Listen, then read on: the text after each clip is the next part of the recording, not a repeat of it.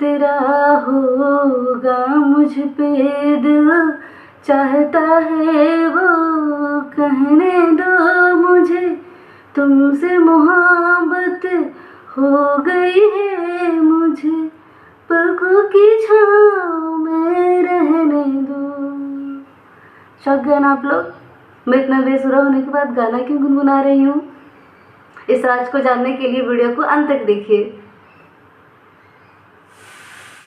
अभी अभी मैं जो गाना गुनगुना रही थी वो 1961 में आई फिल्म जंगली की है। इसे गाया था मोहम्मद रफ़ी साहब ने और लता मंगेशकर ने। आज 28 सितंबर है। संगीत की दुनिया की माँ सरस्वती के अवतार स्वर कोकिला लता मंगेशकर जी का जन्मदिवस। आइए इसे आप और हम मिलकर मनाते हैं और जानते हैं इस महान व्यक्तित्व की अनकही दास्तां जो आपकी कानों से अनसुनी रह गई है।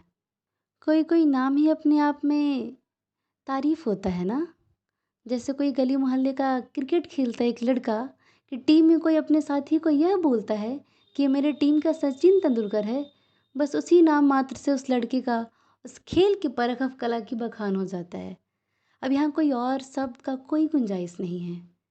ठीक उसी तरह है इंग्लिश लिटरेचर की दुनिया में शेक्सपियर, हिंदी साहित्य में रामधारी सिंह दिनकर और संगीत की दुनिया में लता मंगेशकर। आज और अभी इस खास मौके पे मेरे साथ आप भी यादों के बस में चढ़ जाइए और अपने हिसाब से अच्छी सीट पकड़ के बैठ जाइए। और हाँ, यहाँ ज़िंदगी में चल रहे धक्का मुक्की नहीं चलेगी। कुछ पल के लिए जीवन की सभी आपाधापी को गठरी में बांधकर दूर कहीं फेंक देते हैं और बाजू वाली खिड़की से बाहर अपनी निगाहें टिकाकर पर्यटक स्थल रूपी लता जी के जीवन को भ्रमण बहुत ही करीब से करते हैं। हाँ, पर बस को सड़क पे दौड़ाने से पहले आप लोग को बता दूं कि आज बस के किराए में पैसे नहीं लगेंगे। बस लगेंगे आपकी कुछ वक्त और बदले में उपहार के तौर पर मिलेंगे लता जी की सफलता की नीतियाँ, जैसे आप अपने व्यक्तित्व में शामिल करके उसमें 4 चाँद लगा सकते हैं। चलिए तो सफ़र लता जी के बचपन से शुरू करते हैं। इनका जन्म 28 सितंबर 1929 में इंदौर में हुआ था। यूँ कहिए कि इनकी संगीत जन्म से विरासत में मिली थी, क्योंकि इनके पिता दीनानाथ मंगेशकर जी एक कुशल मराठी गायक, साथ ही थिएटर भी करते थे। लता जी का मूल नाम हेमा था। उनके पिताजी ने भाव बंधन नामक नाटक से एक महिला किरदार लतिका से प्रभावित होकर हेमा का नाम लता रख दिया था। तभी से हेमा जी को लता मंगेशकर नाम से जाना जाने लगा। मंगेश जो गांव का नाम है जहां लता जी की दादी देवदासी थी, उस पर अंतिम नाम मंगेशकर रखा गया। बचपन से ही लता जी को घर में गीत और संगीत और कला का माहौल मिला और वो उसी ओर आकर्षित हो गई। 5 वर्ष की उम्र से ही लता को उनके पिता संगीत का पाठ पढ़ाने लगे। इतनी छोटी उम्र में सीखने का भी एक पीछे कारण है, किस्सा है, एक प्यारी सी किस्सा। एक बार की बात है जब दीनानाथ जी संगीत सिखाने वाले बच्चों का कोई गीत की रियाज करा रहे थे। लता बगल वाले कमरे में अपने माँ के साथ थी। रियाज के बीच में दीनानाथ जी को किसी काम के सिलसिला में चंद मिनटों के लिए निकलना पड़ा। उनकी गैर मौजूदगी में एक शिष्य था जो कि गलत राग में गीत का रियाज कर रहा था। लता जी ने तुरंत बगल के कमरे से आकर उस लड़के को बताया कि आप गलत राग में गा रहे हैं, बाबा अभी ऐसे गा रहे थे, और उसने फिर गा के सुनाया। जिस समय लता जी गा के सुना रही थी, ठीक उसी समय पिताजी आ पहुँचे और उन्हें अपनी ही बेटी की छुपी कला दिखाई दी और उसका आभास भी हुआ। बस उसी दिन से लता जी को संगीत सीखने का सफ़र शुरू हो गया। लता मंगेशकर जी हमेशा से ही संगीत न केवल गाती थी बल्कि उसे जीती भी थी। आपको बता दें कि संगीत करियर समाप्त होने के बाद भी वह सुबह शाम रियाज करती थी। शुरुआती दौर में भी उन्हें जो कुछ भी सिखाया जाता था बहुत जल्दी सीख जाती थी। इसीलिए तो उनकी इस प्रतिभा को बहुत जल्दी ही पहचान मिल गई। समय बीतता गया, संगीत की पकड़ और परख दोनों ही बढ़ती गई, पर नियति को कुछ और ही मंजूर था। महज 13 वर्ष की आयु में पिता का साया सर से उठ गया। अपने 5 भाई बहनों में सबसे बड़ी लता जी थी, सो अब परिवार की सारी जिम्मेदारियां लता जी के कंधे पे आ गईं। उन दिनों विनायक दामोदर कर्नाटकी जो नवयुवक चित्रपट मूवी कंपनी के मालिक थे, अच्छी अच्छी मूवी डायरेक्ट करते थे।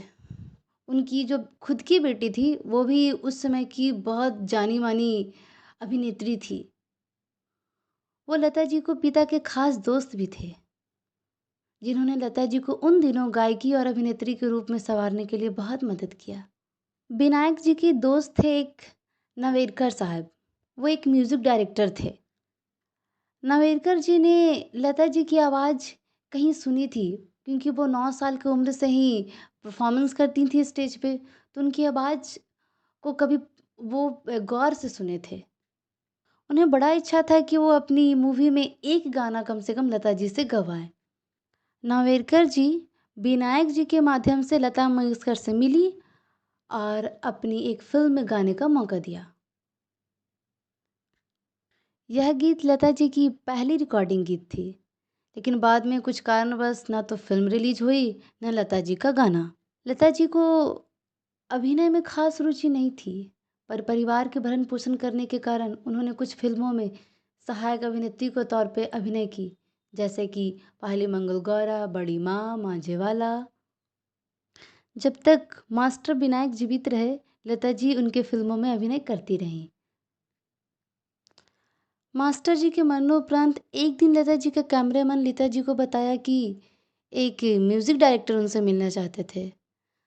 करीबन मास्टर जी के मृत्यु के 10 दिन बाद लता जी ने पूछा, डायरेक्टर का नाम क्या है? कैमरामैन ने बताया, बाली हरिश्चंद्र। वो तुमसे गाना लेना चाहते हैं। उसके बाद लता जी उनसे मिली और सेंट्रल स्टूडियो में गाकर सुनाई। पर लता जी जब स्टूडियो में गाना गा रही थी, उस समय उनके साथ एक वाक़या हुआ, जो उनकी ज़िंदगी के सफ़र को एक नया मोड़ दिया। दरअसल वाक़या ये हुआ कि जब लता जी गा रही थी, बाहर से एक पठान लड़का था, जो कि खड़ा होके उनकी गीत को बड़ा ध्यान से सुन रहा था। और वो गुलाम हैदर साहब का एक्स्ट्रा सप्लायर था। उन दिनों गुलाम हैदर साहब का बहुत नाम था, बहुत अच्छे म्यूजिक डायरेक्टर थे। वो पठान लड़के ने हैदर साहब को बताया कि एक नई लड़की आई है, बहुत अच्छा गाती है, आप उसे बुलाइए ना। अगले दिन लता जी को मैसेज आया, गुलाम साहब मिलना चाहते हैं। लता जी उसके अगले दिन उनके स्टूडियो में जा पहुंची। 4 घंटे के इंतज़ार के बाद वो उनसे मिल पाए, क्योंकि वो उस समय गाने की रिकॉर्डिंग कर रहे थे। फिर गुलाम साहब ने उनसे गाना सुना। सुनने के बाद पूछा, बेटी किससे सीख रही हो? लता जी ने बताया, आमन खान साहब से। लता और उसके बाद लता जी शांत भाव से बैठी रही। गुलाब साहब ने बोला, बहुत अच्छे, वो तो मेरे दोस्त हैं, सीखते रहो बेटा, बहुत आगे जाओगी। फिर गुलाम साहब ने लता जी का गाना को रिकॉर्ड किया और एस मुखर्जी साहब को सुनाया। एस मुखर्जी साहब एक डायरेक्टर थे, उस समय बहुत अच्छे डायरेक्टर थे। उस समय एक मूवी आई थी शहीद, वो शहीद की शूटिंग कर रहे थे। उसमें एक गाना था, बदनाम ना हो जाए, उसके लिए एक गायक चाहिए था। मास्टर गुलाब साहब ने एस मुखर्जी को लता से गवाने का प्रस्ताव रख दिया। एस मुखर्जी ने आवाज़ को सुना, फिर साफ इनकार कर दिया। सफलता की राह कभी भी आसान नहीं होती है, ये बात तो हम और आप सबको पता है। लता जी को भी संगीत की दुनिया में अपने लिए जगह बनाने में बहुत कठिनाई का सामना करना पड़ा। उनके पास अच्छी आवाज़ होते हुए भी उन्हें कठिनाइयों का सामना बहुत ही करना पड़ा। शुरुआती दिनों में एस मुखर्जी साहब की तरह कईयों संगीतकारों ने उनकी पतली आवाज़ के कारण उन्हें काम देने से साफ इनकार कर दिया। लोगों का मानना यह था कि इतनी पतली आवाज़ है कि ये आवाज़ चलेगी नहीं। मास्टर गुलाम साहब को एस मुखर्जी को इनकार करने वाली बात बहुत बुरी लग गई। मास्टर गुलाम साहब उसके बाद लता जी को लेकर दूसरे डायरेक्टर के पास जाने लगे। ट्रेन से सफ़र कर रहे थे, उनके पास हाथ में एक डिबिया थी। उन्होंने एकाएक लता जी को बोला, बेटा मैं एक गाना गाता हूँ, तू पीछे पीछे गाना तो। और उसके बाद उन्होंने वो डिबिया पे अपनी उंगलियों से थाप देना शुरू कर दिया। गाना था, दिल मेरा तोड़ा मुझे कहीं का न छोड़ा, तेरे प्यार ने दिल मेरा तोड़ा। मुझे कहीं का न छोड़ा, तेरे प्यार ने। जब यह गीत लता जी पीछे से गाई, गुलाम साहब को बहुत पसंद आया। वो तुरंत फौरन बोल बैठे, मुझे यही तो चाहिए था। 2 दिन बाद से रिहर्सल शुरू हो गई और फिर गुलाम साहब ने अपने फिल्मों में गाना गवाया और इस गाने के माध्यम से गुलाब साहब ने लता जी को पहला ब्रेक दिया और ये पहला गाना है जो सुपर डुपर लता जी का हिट रहा। जबकि ये पहली गीत नहीं है जो लता जी ने गाया था, लेकिन ये गीत सबसे ज़्यादा सुपर डुपर हिट रहा अब तक वाले में। लता जी की गायकी की शुरुआत अब हो चुकी थी, अब सफ़र आगे बढ़ चुका था। लता जी जब गायन के क्षेत्र में अपना करियर बना रही थी, तब नूरजहां, शमशाद बेगम जैसी गायिकाओं का बोलबाला था। लता पे भी इन गायकों का प्रभाव था। वो उस शैली में गाती थी। लता समझ गई थी कि यदि उन्हें बढ़ने के लिए शैली विकसित करनी होगी। फिर उन्होंने हिंदी और उर्दू का उच्चारण सीखा। अब लता मंगेशकर से गाना गवाना अधिकांश म्यूजिक डायरेक्टर चाहते थे। 1949 में एक फिल्म रिलीज हुई थी, महल। इसमें खेमचंद्र प्रकाश ने लता से गवाया, आएगा आने वाला, जिसे मधुबाला पर फिल्माया गया था। यह गीत सुपरहिट रहा। इस गीत ने एक तरह से ऐलान भी कर दिया था कि आने वाला आ चुका है। इस गीत के कामयाबी के बाद लता ने फिर पीछे मुड़कर कभी नहीं देखा। लता मंगेशकर की कौन सी गीत पसंद की गई हो या लोकप्रिय रही हो, इसकी सूची बहुत लंबी है। लता ने ढेर सारे गाने गाए जिनमें अधिकांश पसंद किए गए, जैसे वो शाम, कुछ अजीब था, महबूब मेरे, गुम है किसी के प्यार में, लग जा गले जो मेरे दिल के बहुत करीब है। लता जी द्वारा हर प्रकार के गाने गाए गए, जैसे रोमांटिक, भजन, देशभक्ति। ए मेरे वतन के लोगों, जरा आँख में भर लो पानी, जो शहीद हुए हैं उनकी जरा याद करो कुर्बानी। लता जी द्वारा 27 जनवरी 1963 को दिल्ली के नेशनल स्टेडियम में गाया था।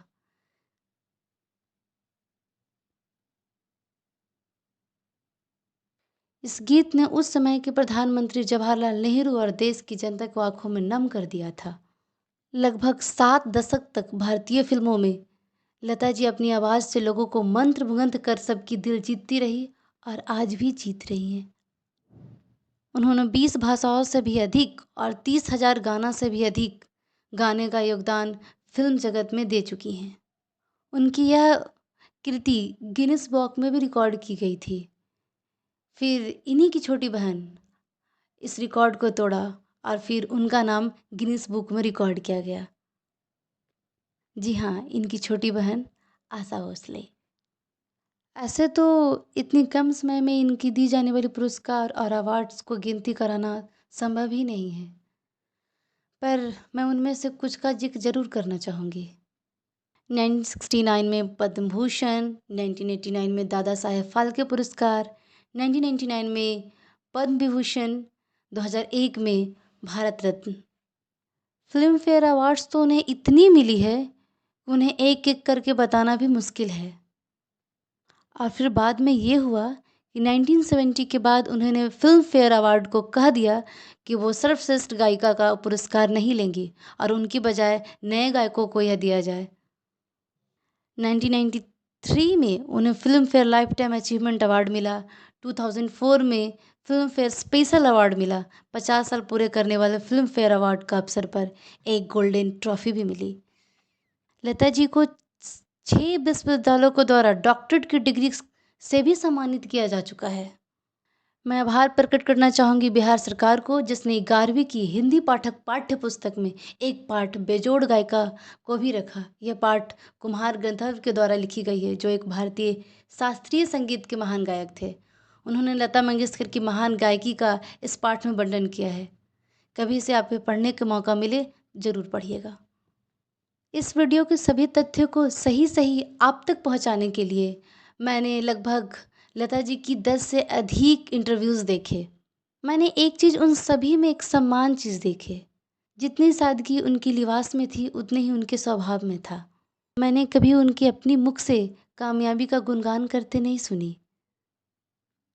कोई सवाल जिसमें कोई व्यक्तिगत बात क्यों ना हो, पर उनके मुख पर कोई क्रोध की भाव नहीं देखी। उन्होंने बहुत मुस्कुरा कर नर्म भावों से उसका उत्तर दिया। मैंने उनकी बहन आशा भोसले की एक रियलिटी शो में लता जी के बारे में यह भी सुनी कि वह वसूलों की कितनी पक्की थी। उन्होंने बताया कि एक बहुत बड़ा बिजनेसमैन अपने किसी परिवार के सदस्य की शादी में लता जी को गाने का प्रस्ताव रखा था। बदले में $2 मिलियन देने की बात थी, पर उन्होंने प्रस्ताव ठुकरा दिया। बोली, आप 5 मिलियन भी देंगे तब भी मैं नहीं गाऊंगी। उन्होंने अपनी कला को सम्मान और बहुत ही सर्वोपरि भाव से देखती थी। उन्होंने कभी भी कला की जो खूबसूरती थी उसे पैसों के दलदल में फंसने नहीं दिया। एक दूसरा वाकया यह है कि एक बार लंदन में लता जी को गाने का प्रस्ताव आया। उन्होंने रॉयल अल्बर्ट हॉल में प्रोग्राम करने की शर्त रखी। उन लोगों ने कहा, यहाँ सिर्फ गोरे लोग परफॉर्म करते हैं, आप यहाँ नहीं कर सकती हैं। लता जी ने उदार भाव से कहा, करूँगी तो अल्बर्ट हॉल में परफॉर्म करूँगी, नहीं तो फिर परफॉर्म नहीं करूँगी। बड़ा सरल शब्दों में उन्होंने बहुत भावपूर्वक उत्तर दिया। बाद में लता जी के कला के आगे उन लोगों को झुकना पड़ा और फिर Lata ji royal Albert hall में लाइव परफॉर्मेंस करने वाली पहली भारतीय बनी। पर बात यहीं तक नहीं रुकी। जब वो परफॉर्म करने के लिए स्टेज पे गई तो दिलीप कुमार ने देखा वो नंगे पाँव थी। उन्होंने लता जी को तुरंत टोका, लता जी आप इंग्लैंड में हैं, क्या आप यहाँ भी बिना चप्पल के नंगे पाँव परफॉर्म करेगी? लता जी ने तुरंत कहा, गाना मेरे लिए भगवान को प्रार्थना करने जैसा है और मैं प्रार्थना नंगे पाँव ही करती हूँ। उसके बाद कॉन्सर्ट शुरू हुआ। जैसे ही लता जी ने पहला गाना गाया, इन्हीं लोगों ने ले लेना दुपट्टा में।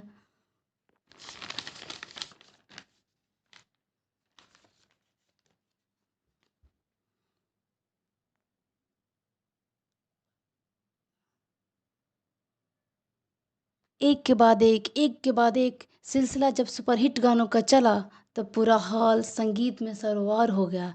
अल्बर्ट हॉल में पहली बार इतनी जोर शोर, इतनी धूम धड़ाक के साथ कोई लाइव परफॉर्मेंस हो रहा था। अल्बर्ट हॉल फट पड़ा था, जहाँ गाने वाले का संगीत और तबला के थाप से ज़्यादा तालियों का गूंज सुनाई दे रहा था।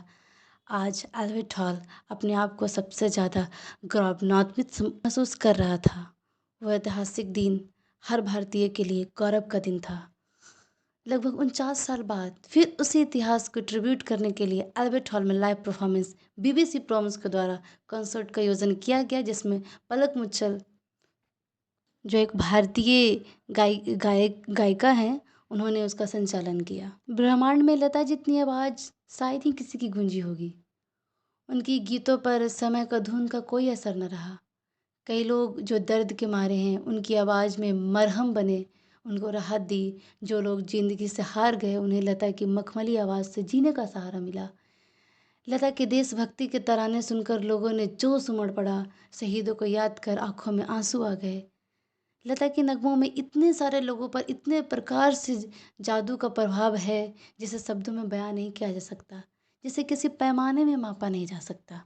पर सृष्टि का एक शाश्वत नियम है, इस धरती पर जो भी आया है उसे लौट कर फिर वहीं जाना है। 6 फरवरी 2022 को माँ सरस्वती की शायद सबसे प्रिय बेटी मंच रूपी दुनिया पर अपना किरदार निभाकर हम लोग के बीच से चली गई। संगीत की दुनिया में एक कोना जो उनका नाम था वो आज भी सोना है, वो अमर है, अजर है। जब तक उनकी गीत लोगों के होठों को छूती रहेगी, उनकी कृति का गुणगान होता रहेगा। और अंत में अपनी लिखी 4 पंक्ति से करूँगी, पर उसके पहले आपसे एक रिक्वेस्ट है कि अगर आपके दिल में भी लता जी के लिए